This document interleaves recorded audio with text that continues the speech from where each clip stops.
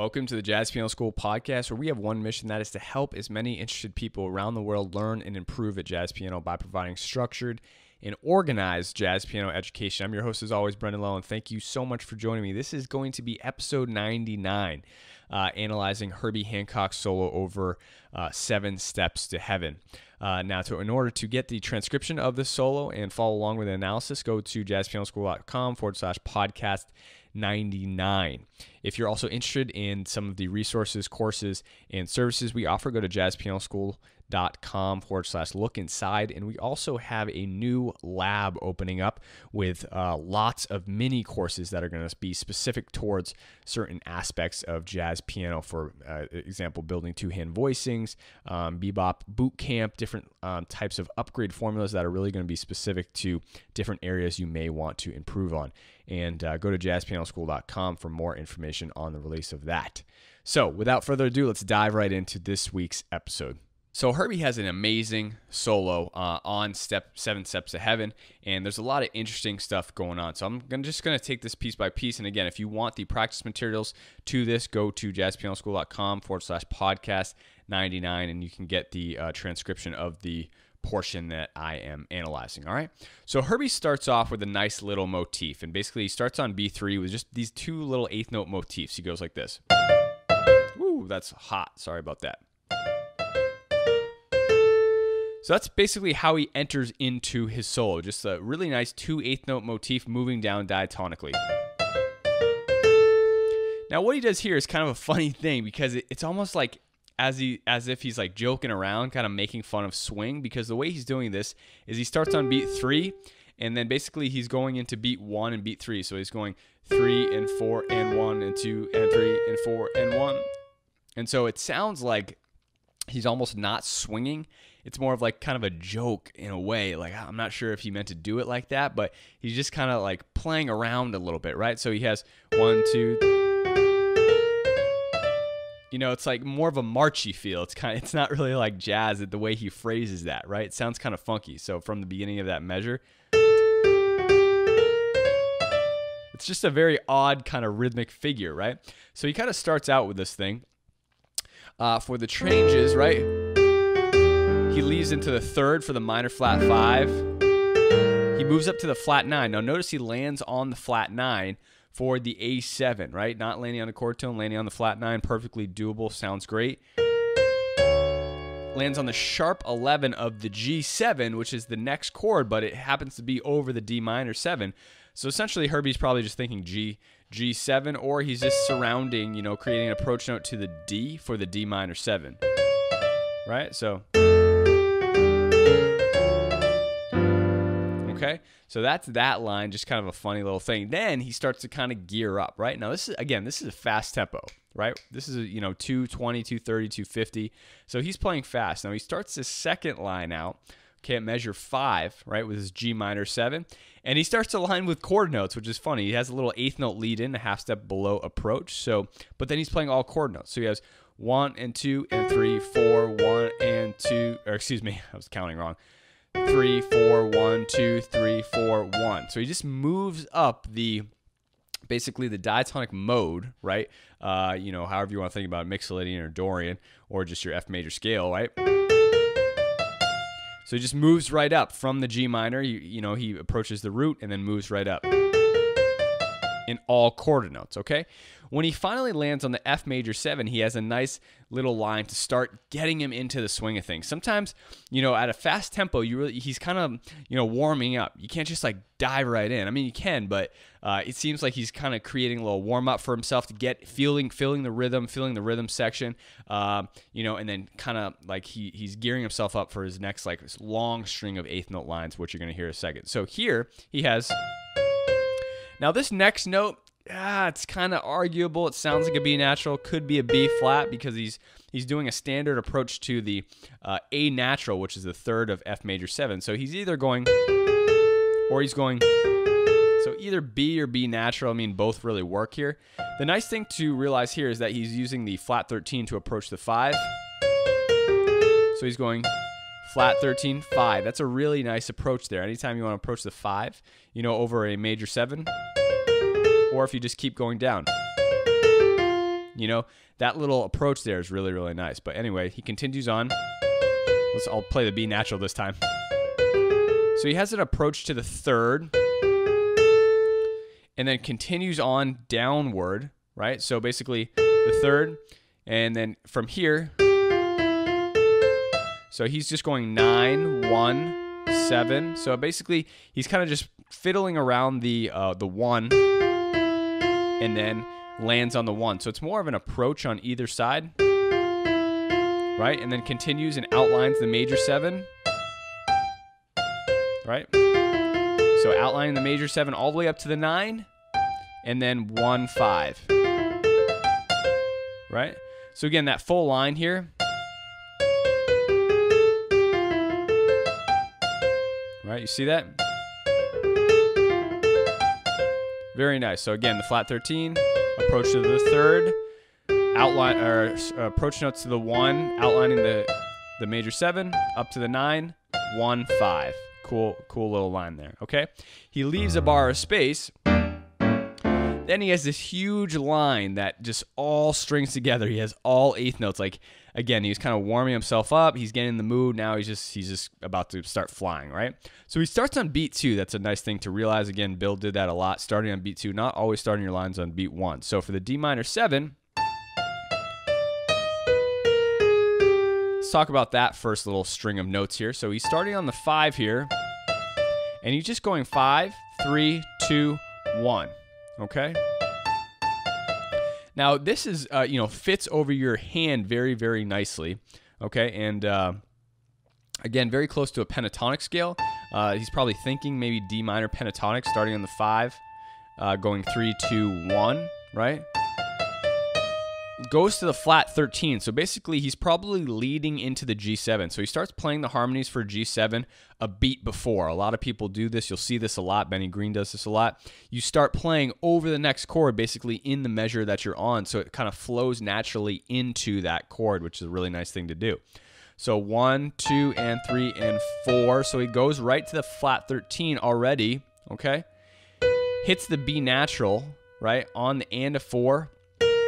Hits the sharp 9 on beat 1. You see that? So on the beat 1 of the G7, he hits this sharp 9. And he continues down basically the altered scale. Creates a little pivot here. Right? So he goes 1, pivot.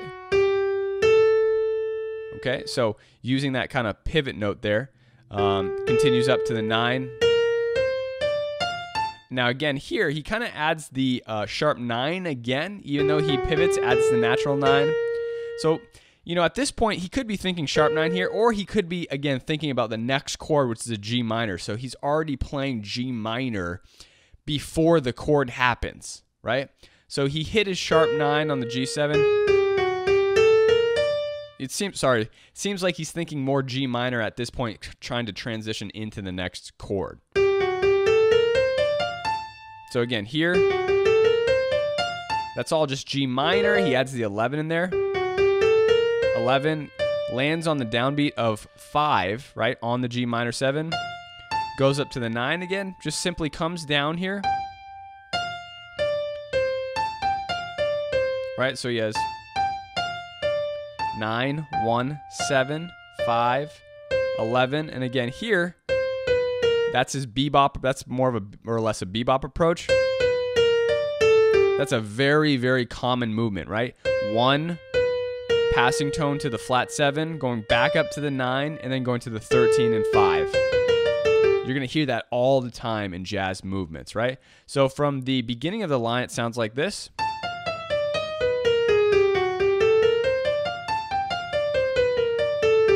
Okay.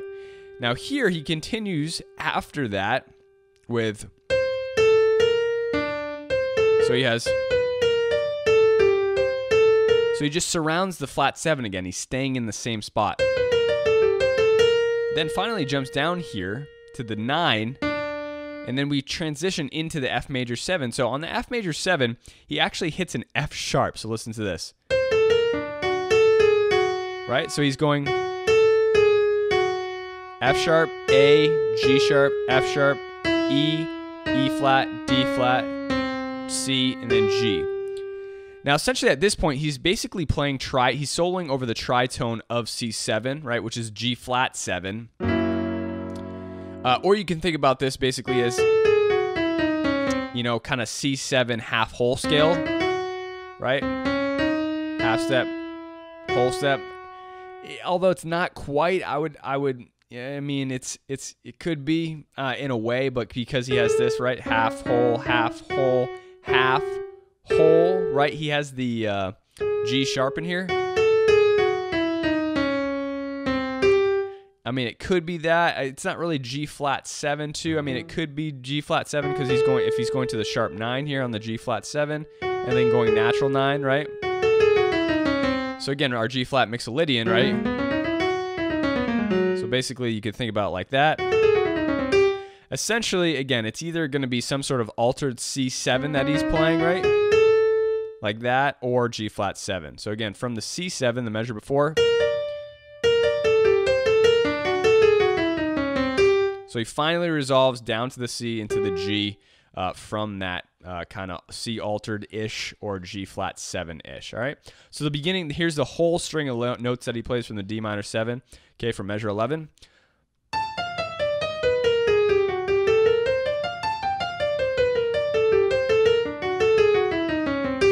Very nice line, right? Here it is again.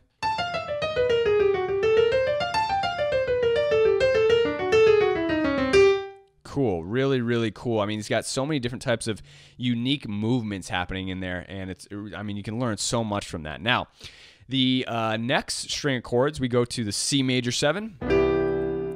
So he kind of plays with quarter notes and kind of just a line moving up here. He starts on beat 3, so 1, 2, 3, 4, 1, 2, and 3 and 1, right? So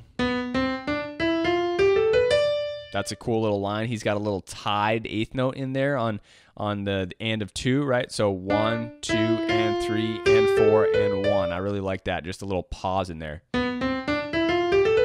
That's really cool, right? Now, as far as the notes go, 7, 1, just going up to the 1 of the D minor. I mean, he's just going up basically the C major scale here. At the end, he leaves a little gap here, right? So he guys hits and 3 and 1, right? Excuse me, and 4 and 1, right? And so again, G, 1, 2, 3, 5. So again, maybe probably thinking pentatonic, G pentatonic here, 1, 2, 3, 5, right? And landing on the 9 for the C major. Now again, he puts together another kind of string of eighth notes because he's getting into it here. So after the landing on the 9, he goes like this, right? So 1 and 2. Now again, he's doing this over and over and over again. He's playing harmonies that are leading into the next measure. So instead of continuing with C major here, right, he's playing F minor 7. So he's going 1, 2, and 3, and 4, and 1. So here, right, so 9, 11, right, these are basically our approach notes to the minor third of the F minor 7, but he's doing them over the C major 7, right? So half step below, chord scale above, right? The third, half step below, third, 5. And again, outlining and as you can see, he has a lot of lines outlining the chord going up to the 9, right? He has 3, 5, 7, 9. It's very common. He's doing that all the time. He does it over where did he do it before? Let me see. I think in the F major 7, right? So that's a nice little, he's using this same movement over major chords and minor chords, right? That's at the beginning. Now here he goes, right? Same exact thing, but just switching up obviously for the minor, he's using a minor third, and for the major, he's using the major third, right? Just over the different chords. So 1 and 2. He continues on with this line. That's a nice little line there over the B flat 7. So he goes up to the 9, back down to the flat 7, goes to the flat 9, right, over the B flat 7 chord, 1, flat 7, and then finally resolves to the third of the E flat major 7. So for his 2-5, he has this. Very, very nice line over a 2-5 that you can kind of use that movement there. And just fits in your hand really, really nicely. 5, 9, 7, 9, right? 1, lands on the 4 of the B flat 7, flat 9, 1, and then resolving down to the 3rd of your 1 chord, right? So from the C major, 1 and 2. Okay, he continues over the E flat major. Now here, okay, this is going to be interesting, right? Our chords are E flat major, 4 beats, A flat minor, going to D flat 7, right? And then G flat major. So we have a 2-5 to G flat with an E flat major chord. Now here's what he plays. Right? So let me play that again here.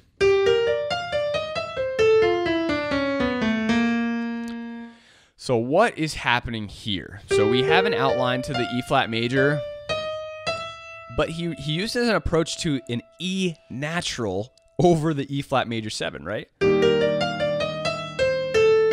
Then he approaches down from E, C, A, F. Now all of those notes are nowhere close to being in the key of E flat, or basically the 2-5 going to G flat. So what exactly is he doing? I spent a little time with this because I was like, what is he doing here, right?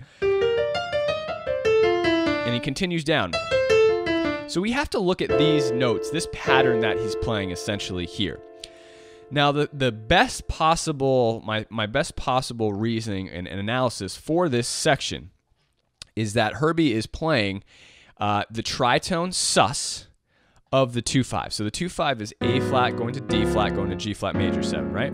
So the tritone of D flat 7, and again, a lot of the times, especially at this tempo, you can't think 2-5-1. So a lot of the players would just think 5 to 1. That's the essential resolution, especially at these tempos. So instead of thinking 2 beats of A flat minor, 2 beats of D flat 7, you just think 4 beats of D flat 7 because it's much easier to improvise over 4 beats of just 1 chord rather than having to switch chords. So Herbie might have been thinking 4 beats of G flat 7. They're just kind of trained or programmed to think like that. A lot of the old players would think like that, especially coming out of bebop. Charlie Parker, Dizzy would just be thinking 5-1, 5-1, not 2-5-1 essentially, right? So that's where the bebop scales would come from, right? Over a 2-5-1, they just think C7 going to F major 7, right? So C7 bebop scale. Sorry. And then they resolve it to the 1 chord. So Herbie was probably thinking D flat, and then he was probably thinking tritone of D flat, which is G7. And since he was a more modern player, he was using a lot of sus sounds, right? Sus things. So that's where we start to see this, right? So as he resolves, he's resolving. Now this creates a sus chord over our tritone G, right? So I'm fairly confident that he's thinking G sus here, leading into and finally resolving. He's catching a little of the D flat chord, the tritone, right at the end. So he goes, right? He resolves finally to the root, to the 7, and then just using a half step below approach to the 3rd of the G flat major. Okay. Now that makes more sense so much more sense. Like if you just looked at it and been like, what the heck? What is he playing there? Right. So he has the E flat major. Right. And then he kind of lands on the 3rd with an anticipation, which is cool. It's really nice. So instead of landing right on 1, he kind of lands on the chord tone on the and of 4. So here we go from the E flat again.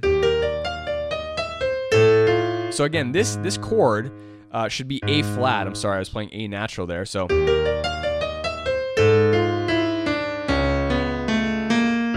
again, landing on the and of 4, which gives that anticipation. Right? So 1 and 2 and 3 and 4 and. That's a really cool thing to do. End your lines on the and of 4. Oops, sorry, I screwed up. Wow, it's really hard to hit those. I mean, that sounds out. That is an out sound right there. Using your G sus, especially if the bass player is playing A flat, D flat to G flat, right? But again, he's thinking G sus, leading into that G flat. Okay, so that is that. He plays one single F after on the G flat major chord, and then he plays an F, and then starts his next line, which again is just a long string of let me see how many measures this is. 1, 2, 3, 4, 5, 6, 7, 8, 9. Essentially 9 measures of a huge eighth note line. This is where we're going to wrap up. So he starts on the and of 1, which is cool. So he has 1 and 2 and 3 and, okay? This is a really cool line for a lot of different reasons because, again, he starts on the and of 1 and 1 and 2 and 4 and 1. Sorry, 1 and 2 and 3 and 4 and 1. So he essentially lands on the 9 of the F major 7, right? Adds that same approach again to the 5 using the flat 13, right? So he likes that over major 7 chords. That's a really cool approach, right? The sharp 5 approach or flat 13, however you want to think about it. So this line, I really like this. So he's approaching the 3rd of the C7, but essentially it's more or less leading into the F major 7. So again, he just uses he outlines the G, right? Your G rootless voicing here, just 3, 5, 7, 9. Obviously we see that happening a lot in this, probably 3 or 4 times he's done it already now. So again, not landing on a chord tone, landing on the 9. And that kind of displaces everything, which makes stuff sound really good, actually. So 1 and 2 and 3, right? 1 and 2 and 3, right? Then finally he resolves to the A on beat 4. So 9, 1, flat 13, 5. Resolving to the 3rd on beat 4. Now from here, going into the minor 2-5. And you'll see he has a lot of lines starting on beat 4 that are moving up. So instead of starting his lines moving up on beat 1, they start on the and or like beat 4, right? So here he starts 4 and 1 and. Then again, he starts here 2 and 3 and 4. So this kind of displacement of moving, like he could go 1 and 2 and 3 and 4 and 1. That's very patternistic, right? But if you kind of displace it and start it on beat 4, it's a really cool sound. So 1 and 2 and, right? Oh no, I'm sorry. 4 and 1 and 2 and 3 and 4 and 1. I'll play that again. 4 and 1 and 2 and 3 and 4 and 1. So it displaces the movement, the up movement of that pattern. As far as note selection goes, he's going right when he resolves to the 3rd of the F major 7, just still moving up an F major 7 chord. So he's actually not thinking E flat minor yet. He just finishes line off. So again, sorry. He just moves up an F major 7. Again, look at this, guys. 3, 5, 7, 9. I mean, it's all over the place, this little 3, 5, 7, 9, right? Or the, right? Always going 3, 5, 7, 9, 3, 5, 7, 9, and arpeggiating, right? That's a huge takeaway from this. So moving up.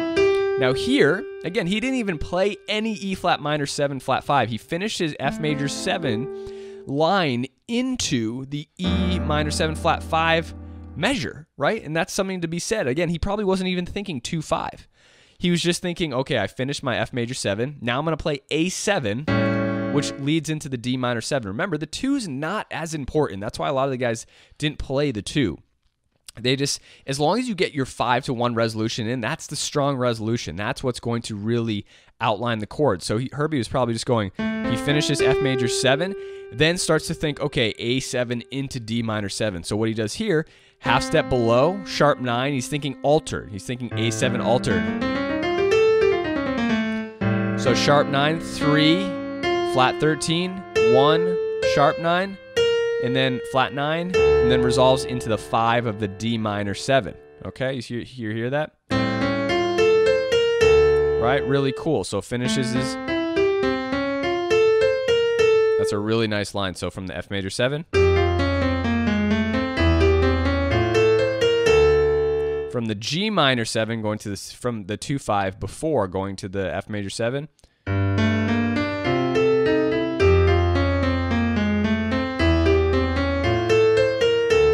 Really, really cool. Now here, again, probably thinking pentatonic, 5, 3, 2, 1. You hear that a lot, right? So that's another thing he does a lot. 5, 3, 2, 1. Okay, then he goes. Now, what is he thinking here? Probably, again, starting to think G7 already. So he plays one pentatonic D minor, then starts thinking G7 on beat 3 already. So he's thinking 1. So essentially, he's surrounding the 7, and then thinking this, basically G7 sharp 11. He's basically thinking in his upper structure, right? Right, thinking this kind of arpeggiated outline here. So he's thinking, and then again, using the approach. He loves this approach. 1, 7. I mean, however you start it, wherever, you can start that on any chord tone, right? He used it over the F, right? He also used this approach over the F major 7. And then he uses it here for the G7 over the 7, right? So he loves that, right? Now, again, so what he's doing here is thinking G, goes up to the sharp 11, and then continues here. Now here, let's look at what he's doing.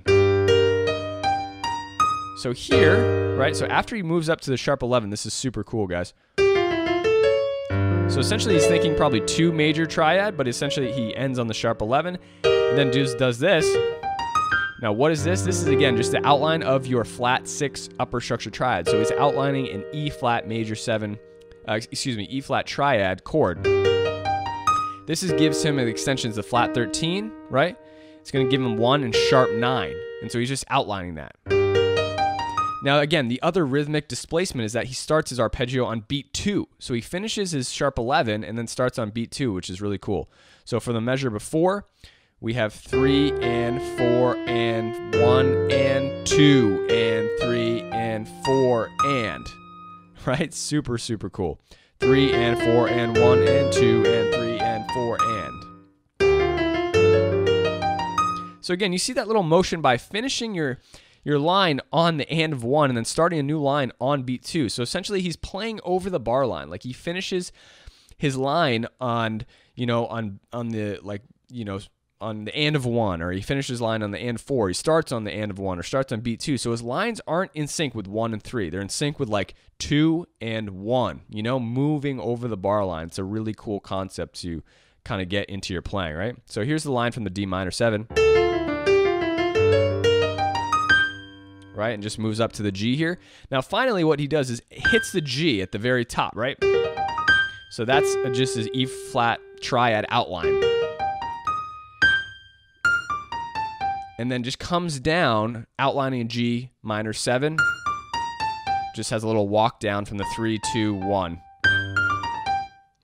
Sorry. I think that's off the camera. Yes, it is. Sorry about that. So again. Okay, and then you have their C7. Now he starts on beat 3 again. This is a really cool line that he finishes off with too. So 1, 2, 3, and 4, and 1, and 2, and 3, and 1, 4, and, man, it's hard to count and play and talk at the same time. So again, here's the line.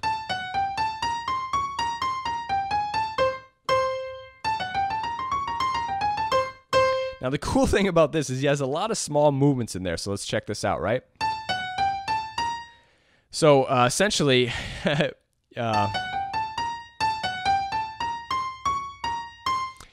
so again, he's outlining the 5 of the C7. So 13, sharp 11, 5, or essentially approach notes, right? Chord scale above, half step below, 5. So he lands on the 5, hits the 4. Right, I want you to notice something because everyone's like, oh, the avoid note, the 4. He lands on the 4 on beat 1. All right, so in all these books, and people will say not to land on the 4 on beat 1 because it's going to clash with, right, you're clashing with the 3rd, but Herbie does it, so why not? Go for it. So it's a delayed resolution to the 5 of the F major 7, essentially, right? So approach to the 5 of the C7. So he has 2 target notes, basically, the G and then the C. So here's our approach to the G. Here's his new approach to the C, the 5, right? So he landed on that approach, right? There's my new approach. Then he approaches the 3rd of the F major 7, and finally uses an approach to land on beat 1, right? That's our common approach, chord scale above to the 3rd. chord scale below, half step below, excuse me, and then the third there. Really cool line. You can take that line and use it, all over the place. So, again, that's a fantastic, way to start off looking at Herbie's solo in 7 Steps to Heaven. Again, some of the takeaways that he does here, just to wrap things up, looking at, remember, a lot of times he's starting his improv over the chord before the chord is even happening. Remember, so in a 2-5-1, right, he starts playing F minor over the F major 7 2 beats before it even happens. So you can start soloing over your next harmony in the measure before, so it creates a constant flow, right? You're creating a smooth transition into the next line, okay? That's one of the things he does. He also ends his line further, right? So again, over the F major 7 and in some of the final bars there in his very last line, he moves his F major 7 outline into over the E minor 7 flat 5. He ends, right? He uses beat 1 to end his F major 7, even though the chord has changed. Okay, so he's ending lines later, and he's starting lines earlier over harmonies. That's a really cool thing to take away. Now, again, remember, he's starting on beat 2. He's ending on the and of 1, right? Starting new lines on beat 2 and kind of ending on beat 4, sometimes starting new lines on beat 4. So his lines aren't really synced in with beat 1 and 3. He's displacing his lines over the bar line, which is really, really cool. Some of the cool approaches he liked to use, remember, he liked to use the pentatonic. He used that a lot. He used flat 13 to the 5 over his F major 7 a lot. So many times he's outlining, he's using this, right? So whatever kind of approach right? He's using this approach to get to a note and then outlining the 3, 5, 7, 9, right? Right? That kind of movement, he's using that so many times, okay, all throughout the harmonies. What else? So again, he had this really cool tritone, right? That really cool tritone line. And then ending on the and of 4, using that sus tritone improv over that 2-5. That was really cool. And I think that was most of his takeaways. He had these long 8th note lines, again, kind of strung together. That just takes practice, guys. Stringing all these 8th notes and connections together.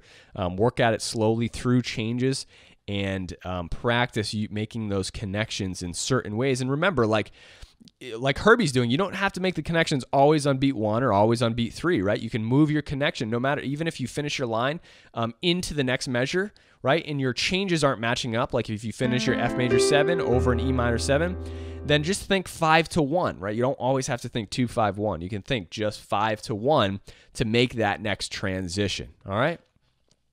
So hopefully that was helpful, guys. I absolutely love that solo from Herbie. It's a really, really awesome one. He's using a lot of, he's not getting too crazy like a little bit later, later Herbie, which, isn't crazy. It's just more developed. He's kind of working into his style still, and working into new things, new approaches, and new expression, right, of himself. So, later on, he gets a little bit deeper into some different concepts and things like that. So we're still able to kind of work this out and kind of work through it and pull a lot of stuff from this solo in terms of kind of basic, almost bebop approaches, but not really. I mean, he's using some of that stuff, but again, it's still kind of, he's morphing into a more modern Herbie-ish from his beginnings, right? So, really cool solo there. Again, this is episode 99. We're going to be going into episode 100. I'm really excited for that. And again, if you want the transcription for this, go to JazzPianoSchool.com/podcast 99, and you can get the transcription of the Herbie analysis that I just did. All right. I'll see you in the next episode, and happy practicing.